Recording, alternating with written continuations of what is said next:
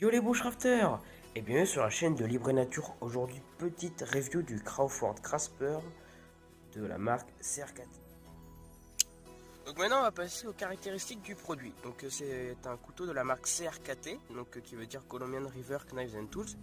Alors les dimensions, donc le manche fait 13,5 cm environ. Il est fait en Zytel, donc c'est une sorte de plastique très doux. Donc au niveau de la prise en main, donc c'est très confortable. Moi je n'ai pas des mains très grandes et pourtant voilà, on peut voir qu'il reste quand même de la place, hein. Ensuite, au niveau de la lame, c'est du 8CR14 MOV. Donc c'est une lame qui fait bien évidemment 9,3 cm. Pour ma part, ce que je pense de cet acier et de cette lame, c'est que c'est très robuste et honnêtement en sortie de boîte, le tranchant était vraiment impeccable. Ensuite, on peut voir que c'est un système donc liner lock et derrière il y a un petit bouton, donc c'est pas pour l'ouvrir rapidement, c'est une fois qu'il est ouvert, donc là hop on pousse ici et on peut le refermer, ça c'est basique. Et par contre quand on pousse ça, on peut pas le refermer, donc c'est une certaine sécurité qui permet après un travail où on est un peu épuisé, puisqu'on peut faire des gros travaux quand même sur le couteau, on pourrait le refermer trop vite et se coincer les doigts. Du coup on est obligé de prendre son temps, d'enlever la sécurité et de remettre ça, parce que souvent quand on travaille on a tendance à poser son pouce vers ici, et donc on pousse le bouton. Que maintenant on va passer une petite description du clip. Donc c'est un clip noir, donc c'est de la peinture, c'est de l'acier inoxydable.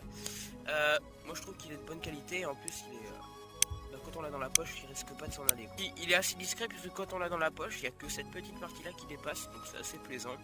Et il est assez, vous voyez, il est bien dans le prolongement, du coup ça gêne pas trop comme pour la coupe.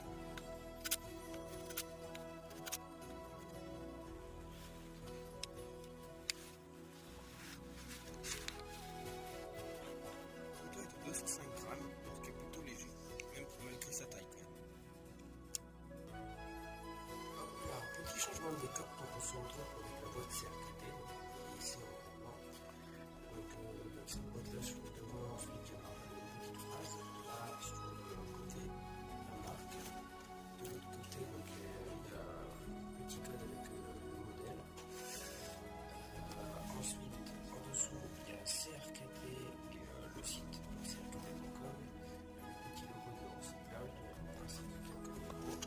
Ensuite la boîte s'ouvre comme ceci, et à l'intérieur on y retrouve un mode de couteau, et ensuite on y retrouve un petit manuel avec l'utilisation, mais c'est de la pub pour voir les autres couteaux de la marque. C'est tout pour la boîte.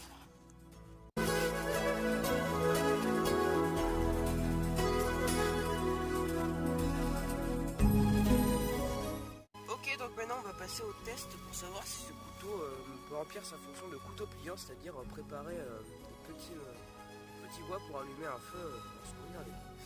Donc c'est un couteau très robuste, donc on peut se permettre de bâtonner des petites sections avec, en tapant bien près de l'insertion, hein, pas sur le bout.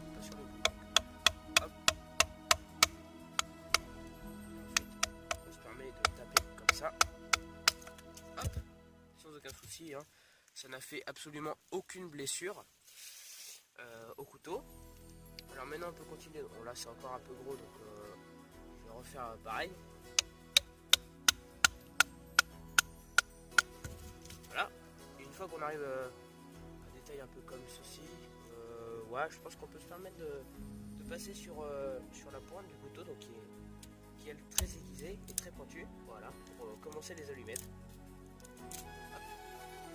Ça permet de séparer des bons petits morceaux de bois pour finir sur du très très fin. Après, je vous montrerai avec un couteau qui coupe bien ce qu'on peut faire pour échapper à cette étape là qui n'est pas très précise non plus, parce que on coupe des morceaux de bois, mais voilà quoi, on ne sait pas trop vers quoi on dirige comme résultat. Donc je vous montrerai après une petite technique qu'on a trouvée avec Lucas pour allumer des feux. Et après, au niveau des feux d'article, on peut voir que c'est assez performant quand même pour faire différents flammes. Donc j'en ai fait des petits et là un gros pour maintenir la flamme. Voilà, on va revoir ça plus en détail tout à l'heure. On va passer à la petite technique dont je vous ai parlé de tout à l'heure. Donc vous faites un plat sur votre morceau de bois, et ensuite vous faites des gros fuseurs sticks que vous laisser tomber. Et quand vous les ramassez après, ben, ça fait un gros feather stick et une petite allumette parce que c'est tout fait. Vous en faites plusieurs et après quand vous démarrez votre feu, ben, vous les jetez. Donc là je vais en faire pendant quelques minutes et puis je vous reprends tout de suite. Donc du coup là on peut voir que j'ai un petit tas de fines allumettes.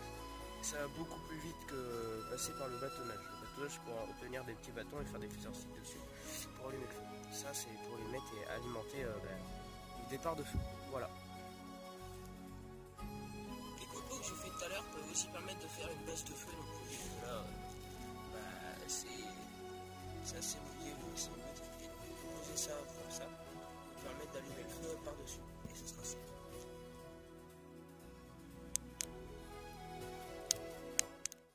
Merci d'avoir regardé cette petite review du couteau de la marque CRKT.